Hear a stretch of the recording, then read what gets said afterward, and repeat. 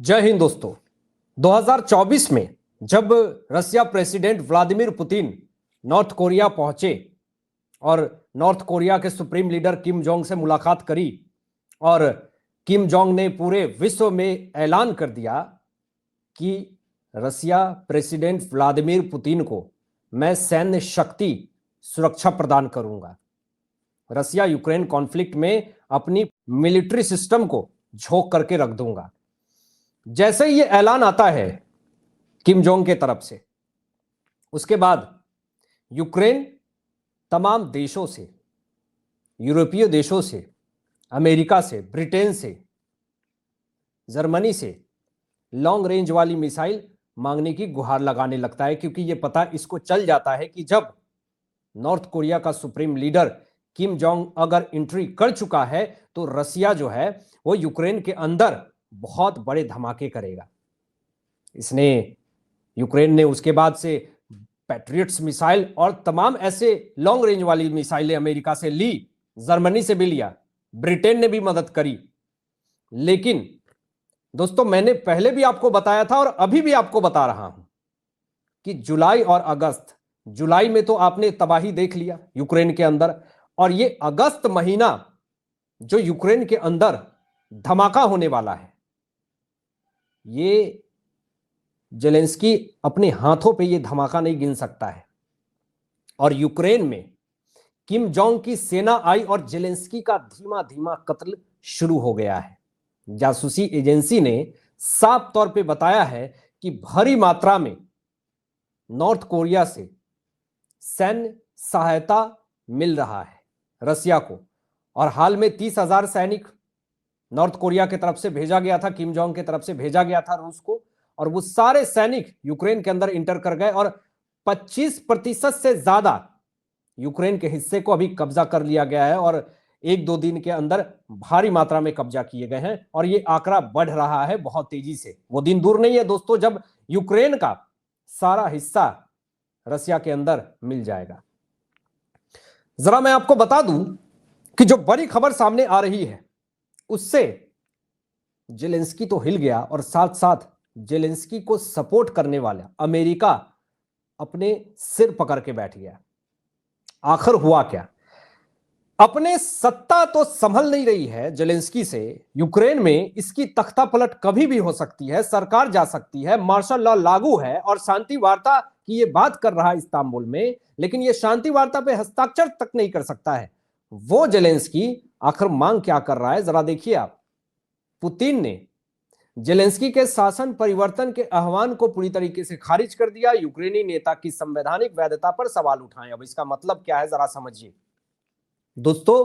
Ukraine के अंदर Zelensky के पास इतनी शक्ति नहीं है कि वो मांग सके कि रूस में ये कानून लगा दो। इसकी इतनी औकात भी नहीं है और इसकी शक्ति भी नहीं है। इस खबर का मतलब साफ तौर पे यह है कि जेलेंस्की रूस के अंदर सरकार बदलने की मांग कर रहा है। अब आप बताइए कि इसके पास इतना पावर नहीं है कि पुतिन के सामने खड़ा हो सके और ये रूस के अंदर सरकार बदलने की मांग कर रहा है। पुतिन ने जेलेंस्की की सरकार बदलने की मांग को पूरी तरीके से खारिज कर दिया और पुतिन ने साफ तौर पे कहा कि जेलेंस्की की सत्ता वैध नहीं है यूक्रेन में। इसकी औकात नहीं है कि ये पुतिन की सरकार को बदल सके या फिर कोई भी राजनीति परिवर्तन ये करवा सके। ये सीज फायर पे तो बात ही नहीं कर सकता। इसको लेकर के भी पुतिन की तरफ से साफ तौर पे ऐलान है दोस्तों कि पुतिन और जेलेंस्की ऐसे फिजिकली तौर पे तो पहले नहीं मिल सकते हैं। पहले तो सलाहकार और विशेषज्ञ मुलाकात करेंगे, यूक्रेन के नेता से एक जमीनी स्तर स्थापित करेंगे और यूक्रेन अपने प्रोटोकॉल्स, नियम कानून, रूल एंड रेगुलेशन जो है वो बोलेगा, सारी सहमति बनेगी, उसके बाद सीज फायर होगा। नहीं तो भैया तुम अपने रास्ते। और दनादन तो ठुकाई चल रही है जेलेंस्की की। अब जरा मैं आपको बता दूं दोस्तों कि एक खुफिया रिपोर्ट से बड़ा हड़कंप मच गया है और पुतिन की जो अगली चाल है वो बड़ा खतरनाक है। और वो खतरनाक चाल क्या है, जरा मैं आपको बता दूं। जरा खबर पहले आप देखिए कि पुतिन का बहुत बड़ा मास्टर स्ट्रोक है जो कि भारत के लिए रूस ने परमाणु संधि को तोड़ दिया और ट्रंप को धमकी से जवाब दे दिया है। अब ये पूरा मामला क्या है मैं आपको बता रहा हूं। रूस ने दोस्तों अमेरिका से 38 साल पुराना परमाणु संधि को तोड़ दिया है पूरी तरीके से। अब ये परमाणु संधि अगर रूस ने अमेरिका से तोड़ा है तो इससे भारत को बड़ा फायदा होने वाला है। क्या फायदा होने वाला है ये मैं आपको बताऊंगा। जिस परमाणु संधि को 38 साल पुराना रूस ने अमेरिका से तोड़ा है उसका नाम है INF treaty, intermediate range nuclear force treaty. अब जरा सुनिए, ये जो परमाणु संधि 38 साल पुराना तोड़ा रूस ने अमेरिका से, इससे भारत को बहुत फायदा मिलने वाला है। और ये ट्रंप को एक बहुत ही करारा जवाब है, क्योंकि आजकल ट्रंप तो बड़ा टेरिफ खेल रहे हैं। कभी रसिया के ऊपर सैंक्शन, रसिया के ऊपर टेरिफ, भारत के ऊपर सैंक्शन, उनके बड़ी कंपनियों के ऊपर सैंक्शन, तो कभी टेरिफ। मतलब कि सो रहे हैं और जाग रहे हैं और सीधा सुबह उठ करके प्रेस कॉन्फ्रेंस कर रहे हैं कि भारत के ऊपर टैरिफ लगा दूंगा। भारत क्यों रसिया से तेल ले रहा है, मैं रसिया के ऊपर टैरिफ लगा दूंगा। मतलब टेरिफ जो ये ट्रंप खेल रहा है ये बड़ा नुकसान हो गया है। ये परमाणु संधि तोड़ करके रूस ने 38 साल पुराना INF ट्रीटी परमाणु संधि को तोड़ करके बड़ा झटका दे दिया है ट्रंप को। अब सुनिए, इससे दुनिया भर में कोल्ड वॉर की स्थिति बन गई है दोस्तों, क्योंकि ये उम्मीद नहीं था ट्रंप को कि ये 38 साल पुराना INF ट्रीटी परमाणु संधि को तोड़ देगा रूस। अब इससे भारत को क्या फायदा होगा जरा सुनिए। अब रूस भारत को ऐसे ऐसे हथियार दे सकता है जो इस संधि की वजह से रूस पहले से नहीं दे पा रहा था। इसीलिए दोस्तों ये बड़ा झटका मिल चुका है अमेरिका को। और अब 38 साल पुराना INF परमाणु संधि को तोड़ करके रूस ने अगर बहुत सारे ऐसे हथियार भारत को दिए तो भारत और ज्यादा फाइनेंशियली मजबूत होगा। और उसके बाद भारत जो है वो रसिया से तेल खरीद रहा है, और उसके बाद जरा सुनिए वो और मिसाइल खरीदेगा भारत, उसके बाद बहुत सारे हथियार खरीदेगा भारत।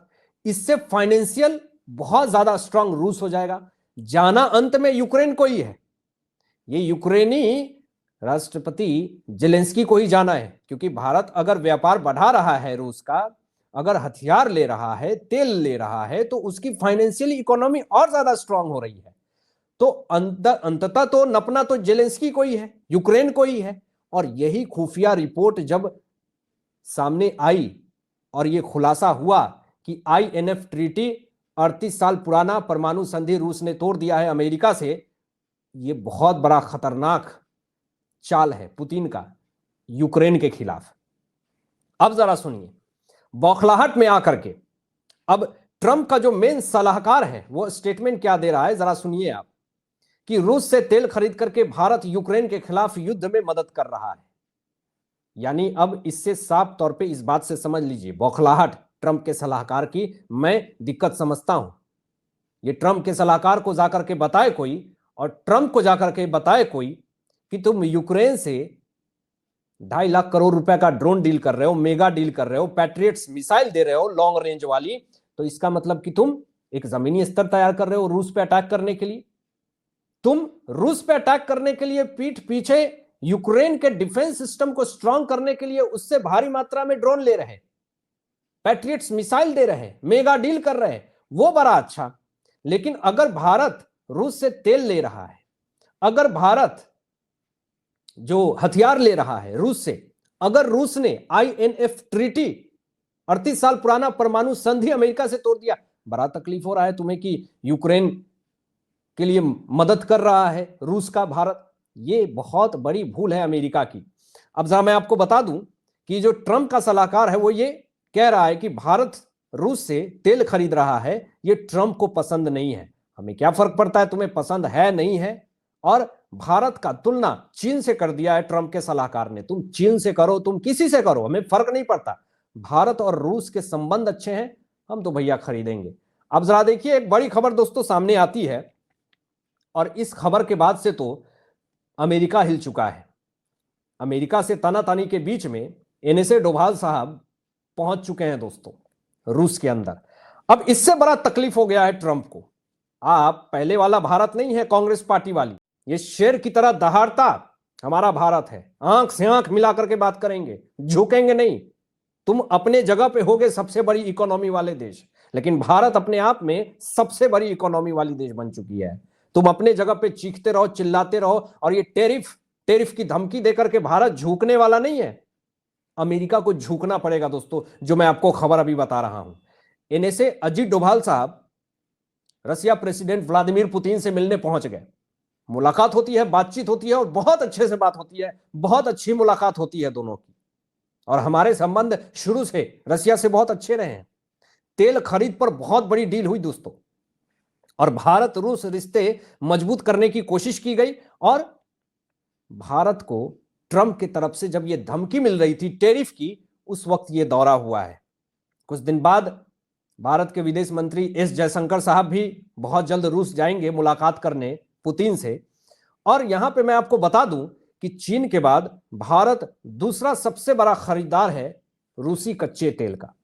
और यही सबसे बड़ी दिक्कत है ट्रंप की, कि किसी तरीके से भारत जो है वो रूस का कच्चा तेल ना खरीदे, और कच्चा तेल खरीदने की वजह से रूस जो है वो फाइनेंशियली स्ट्रांग हो रहा, और इस वजह से रसिया जो है वो यूक्रेन के ऊपर अटैक कर रहा है। अमेरिका चाहता तो जेलेंस्की है, अमेरिका के थ्रू कि किसी तरीके से प्रेशर आप बनाइए पुतिन के ऊपर, फाइनेंशियल क्राइसिस लाइए पुतिन के ऊपर रसिया के अंदर, ताकि रसिया जो है वो यूक्रेन के अंदर अटैक ना करे। लेकिन भारत खुल करके समर्थन कर रहा है रसिया का। और जब भी दोस्तों भारत का बुरा वक्त होता है, रसिया ने हमें सपोर्ट किया है। और हमें अगर जहां भी अच्छे सामान और सस्ते सामान डिस्काउंट में मिलेगा, हम तो लेंगे।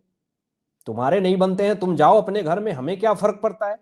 हमें अपने देश की इकोनॉमी देखनी है, और जब हमें सस्ता मिलेगा तो हमारे देश से भी महंगाई कम होगी। हालांकि आपकी क्या सोच है इन तमाम विषयों पे, अपनी विचार व्यक्त कीजिएगा। और मिलते हैं लेटेस्ट ब्रेकिंग एनालिसिस के बाद। तब तक अपना ध्यान रखें, ख्याल रखें। सत्यमेव जयते। जय हिंद।